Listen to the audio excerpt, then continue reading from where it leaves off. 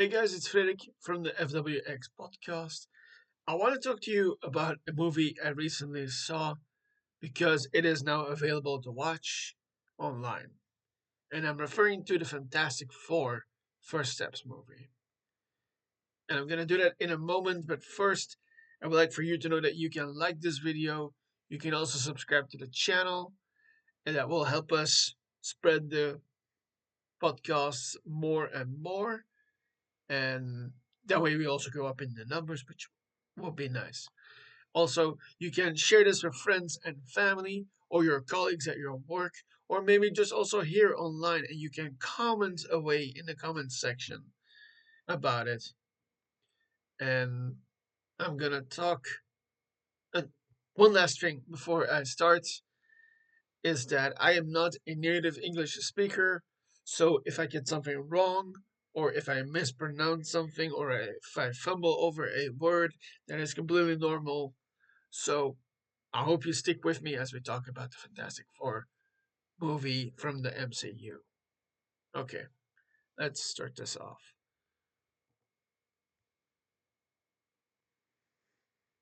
Gonna make myself a bit smaller now, but I'm still be on the screen.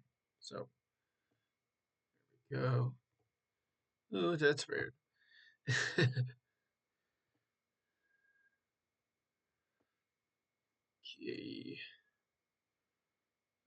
Just my bad. Here we go. So here's a picture of the new team with the new cast of the Fantastic Four, with, of course, somebody we talk a lot about these days because he is in so much, Mr. Pedro Pascal. Also, somebody I've seen a lot of, Vanessa Kirby as Sue Storm, and then also her brother Frank. I'm sorry, almost gave away a big spoiler. I meant Johnny Storm, Jonathan Storm, played by Joseph Quinn in this movie, and then also Ebon Moss. Gonna check for that name because it is a tough name to say on occasion. My bad.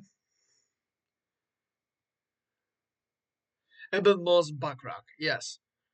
So that's him right here.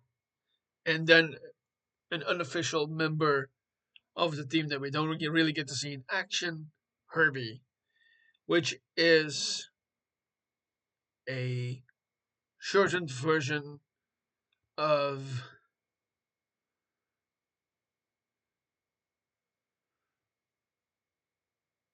humanoid experimental robot B type integrated electronics. That is the name for him. So this movie came out quite a while back, and I watched it last night.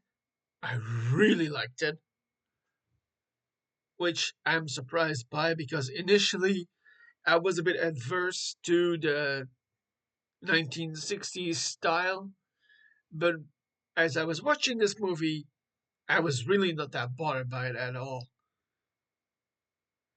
And I like that, actually. And it is a pretty good movie. I'm not going to make that pun just yet. You know what pun is?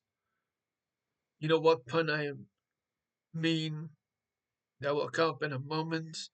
And unlike previous installments that did not work that well of the Fantastic Four, this one really did.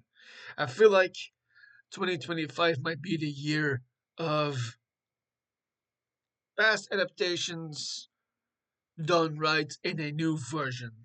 Same thing with the Superman movie, I feel, which I want to show for a second. Just a second. Just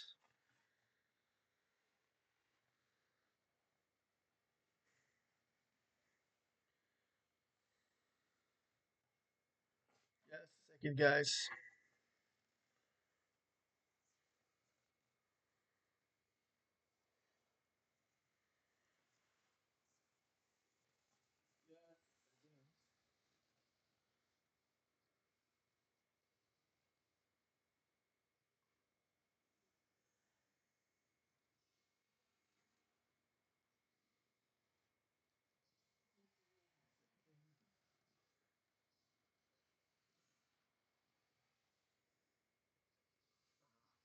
we go.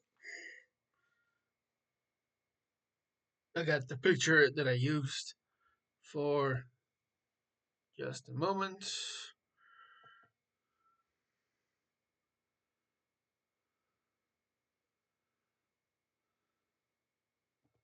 There we go. So I meant this picture, which I used for my review of that movie, which was incredible as well. Like I said, I think that this year might be the year for old adaptations of comics made into new versions that are also really, really good. Superman and the Fantastic Four movie apply to this, I feel. And I'm gonna put this away because I'm talking about the other side, of course. And I know that a good bunch of you guys aren't that huge of a fan. And I mean, like, you take a side. Like, it's either Marvel or it's DC. Well, I don't. I don't take a side. I'm not gonna call y'all stupid or something, but I think it's silly to just be thinking that that isn't right. Okay, so I'm gonna draw this picture up for a moment. So this is a picture of them, of course, for the movie in the style that they're in, which is a 60s vibe. And I have to mention, of course, somebody else that is in this movie. But first, I want to talk about what happens before that happens. Before I introduce this character, because we have never seen this one before. So,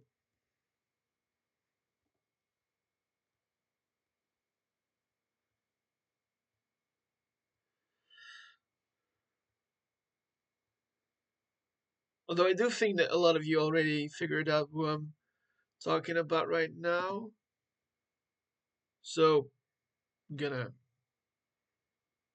make myself a bit bigger again.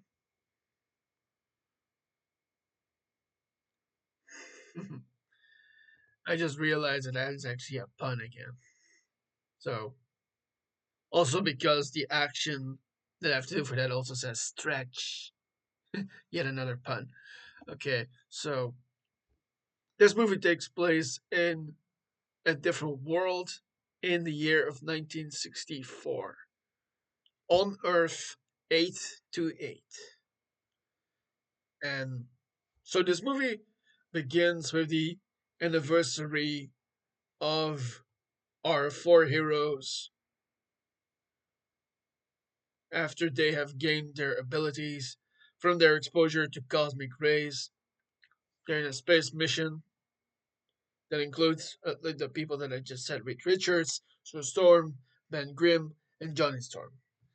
And since then, they are not only the heroes of this world, they are also celebrities, and they have fought some supervillains. And in the beginnings of this movie, we also get to see one of those villains, and that includes Mole Man, who also appears in this movie, played by Paul Walter Hauser, who you might know from something. Okay. And so it's been 4 years since they initially got their powers, and since then they have done a good couple of things. For instance, Reed Richards has really turned things around in New York when it comes to technology. You have Sue, who has made a new organization named the Future Foundation, which is, of course, a huge mention from the comics, which has led to more peace in the world. And ultimately, that gets us to the four of them having dinner at Sunday, on Sunday evening, and here, with very few words, her brother and Ben get to hear for themselves that they're going to be uncles. Because, yes, Sue is pregnant in this movie for a good while, obviously. That leads to a bit later the arrival. I'm going to go a bit faster here. So, a bit later, that comes to the arrival of the Silver Surfer, this time in the version of Shala Ball, the woman version of the Silver Surfer, who comes to announce to the world that she heralds the arrival of Galactus, the Devourer. And she does that in that interesting fashion of I herald. If you see the movie, you will hear this. And by the way, I should have totally started with a spoiler alert at the very beginning, but I'll say it here.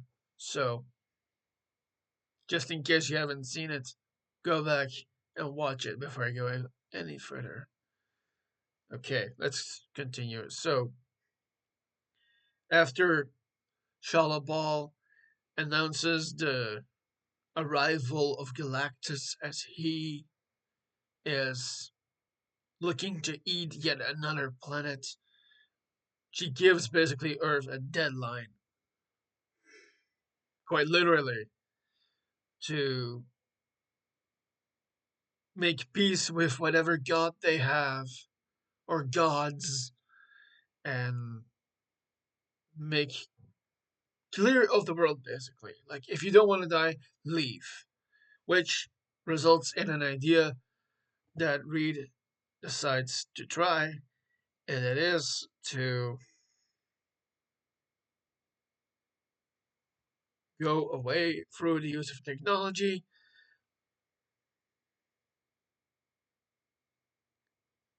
But before all that happens, they first track the Silver Surfer back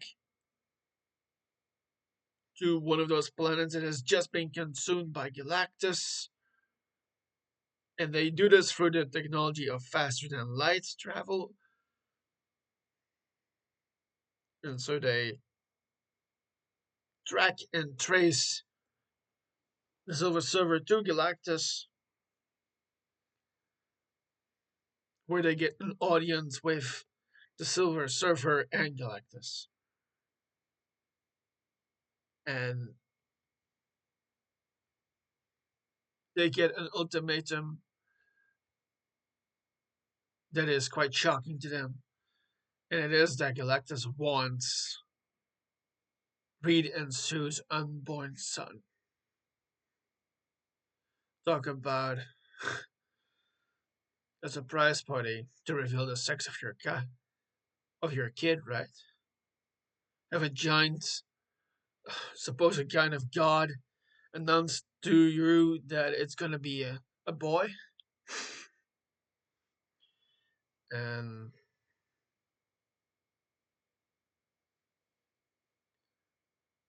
as they are returning, by the way, they decline hard on Galactus.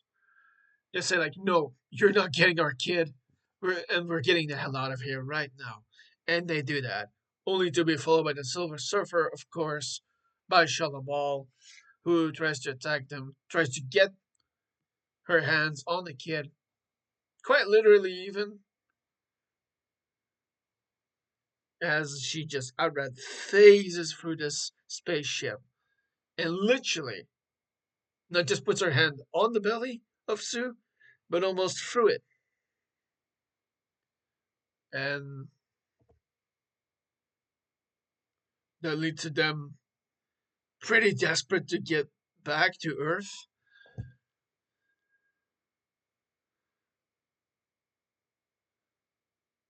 And as this is all happening, by the way, Sue is going into labor. And what the team effectively does is to outsmart the chasing Silver Surfer.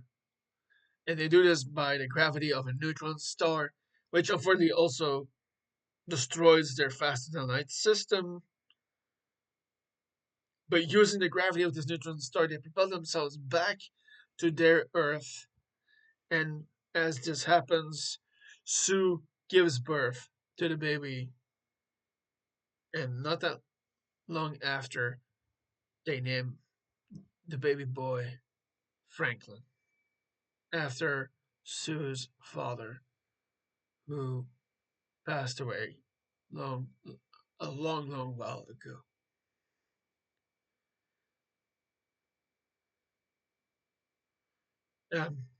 Quite a while later, a month in fact, Reed reveals to the press the details of what happens and that their decision to save their child over the billions of people on Earth, it's a tailspin. And the people turn on the Fantastic Four, who they saw as their heroes. And many, this is kind of like a lesson in uh, hero worship and adoration and uh, praise that people give to celebrities, including even in our modern context. And I'll be honest that I've been among those kind of people, but for completely different kind of things. Okay, uh, let's continue talking about the story here. So, having explained to the world during that press conference what happened and that their decision is to save their child over a lot of other people leads to that backlash they get, and the the team sort of splits up. Without really splitting up, it's really just everyone trying to uh, find a way to right the ship. Basically, another space pun right there, and that happens in different ways. For instance, the Silver Surfer Shalabal has spoken in her own native language when Johnny first chased her, and he starts to decipher what it is that she is saying. And he uses a vinyl to,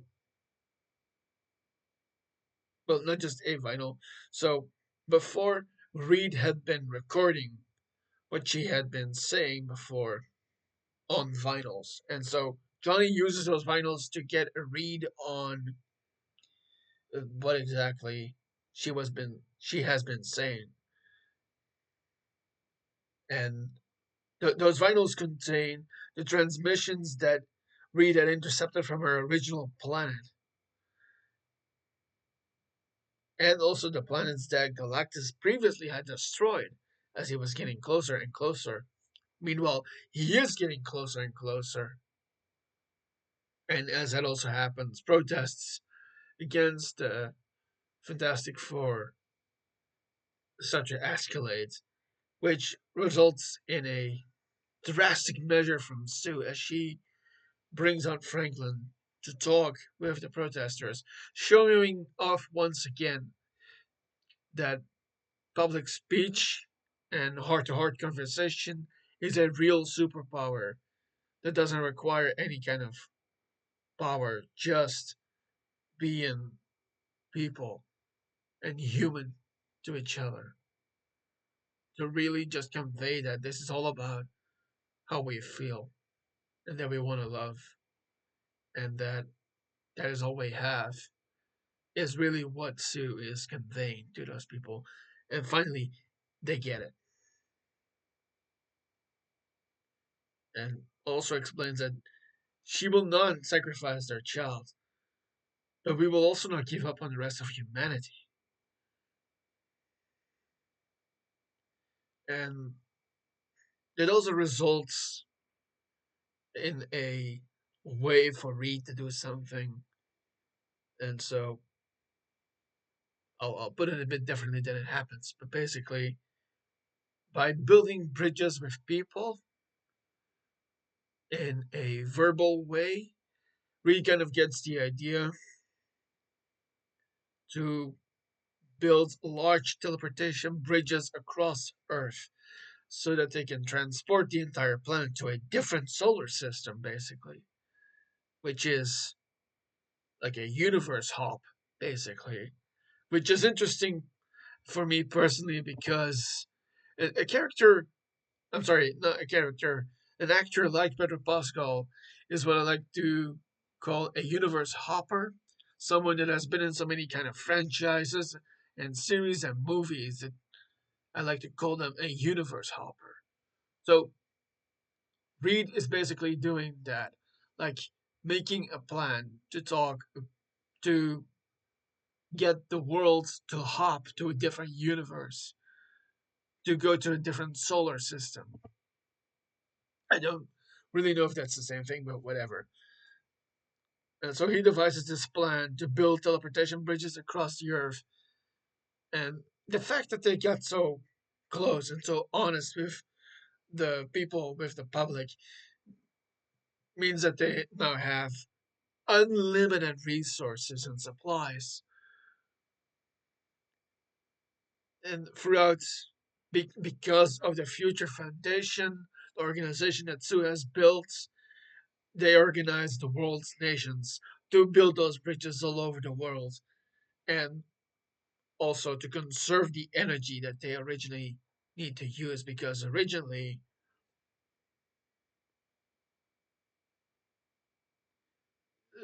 um, the real thing where Reed got his idea was that he initially tried to do this with just an egg, like in a small miniature kind of way.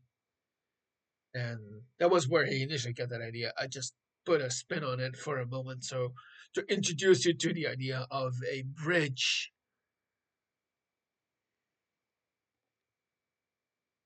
so that leads to Earth preparing to universe hop, as I like to say it. But then we learn and see on screen that Galactus and Silver Surfer are just about to, well, I guess there's no better word than invade Earth. And the Silver Surfer basically starts to tear up every bridge available until Johnny finally stops her just before she could destroy the last teleportation system bridge in Times Square in New York City. And he uses what he has learned is her identity and how she became the Silver Surfer, that her name is Shalabal, and that she became a herald for Galactus so that he would spare her world. Zenla is the name.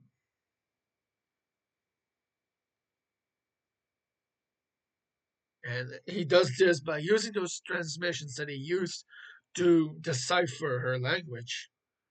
And he actually speaks in a language to her, trying to get what she was saying before.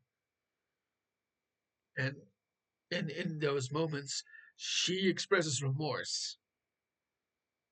And as Johnny tries for her to ask her to help us, she flees. And she goes, well, as fast as a surfer could go.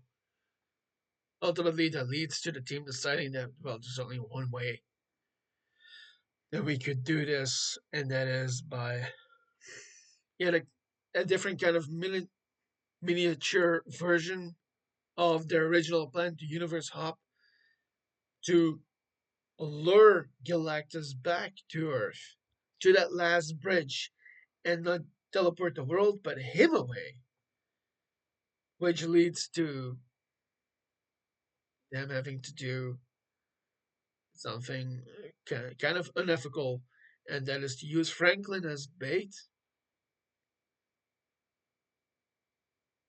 And one of the things that they need to do for this is to evacuate the citizens of New York. And in order for that to happen, Sue and the team get Mole Man back for a moment. Uh, Real name Harvey Elder.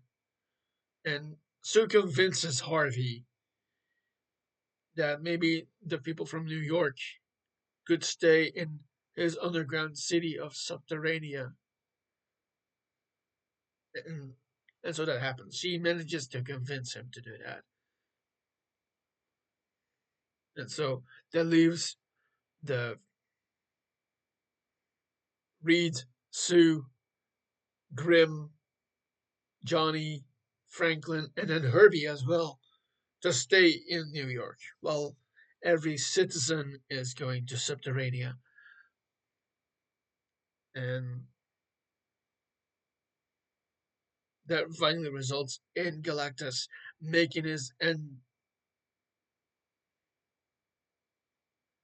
entering Earth. I will say it that way. And he literally makes his way through the city. We see him in all his glory. And the amazing display, by the way, of the visual effects in this movie. And unfortunately, that finally leads to him capturing Franklin. And at the last moment, he sort of manages to avoid the trap, only for him to get about as nearly pushed in by Sue, who uses her abilities, the force fields, and turning invisible to get him in the trap. As her brother is using the control system with a lever, like a little lever, like Kronk in the Emperor's Groove kind of lever. I know people like that joke. And that leads them to get Galactus in there.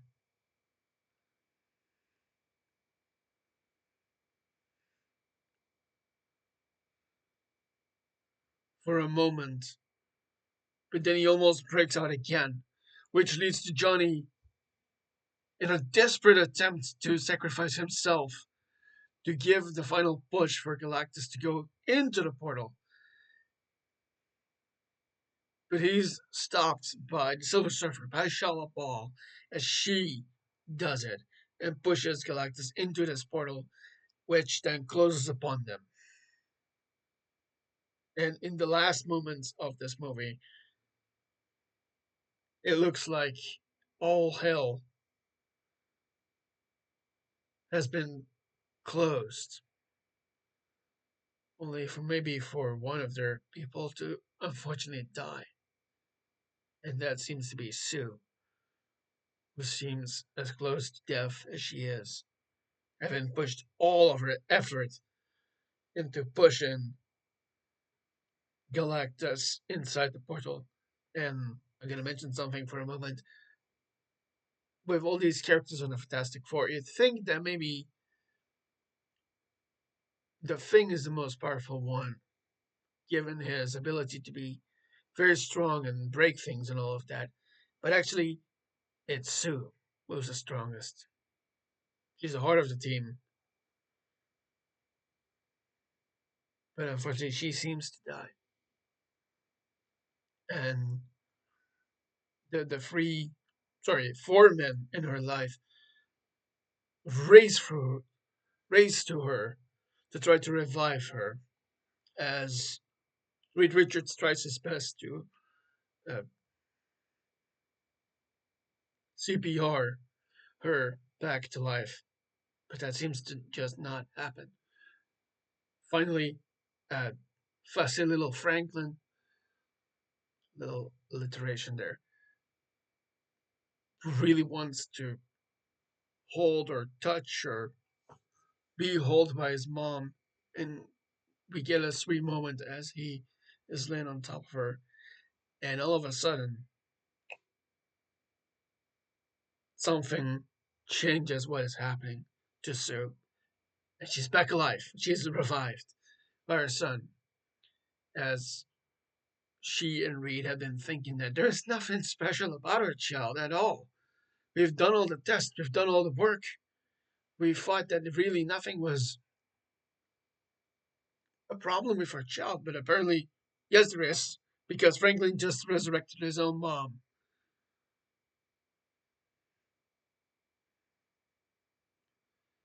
And that leads us to a sweet ending as the team goes on a new mission into space as the world celebrates their fifth anniversary, which is a nice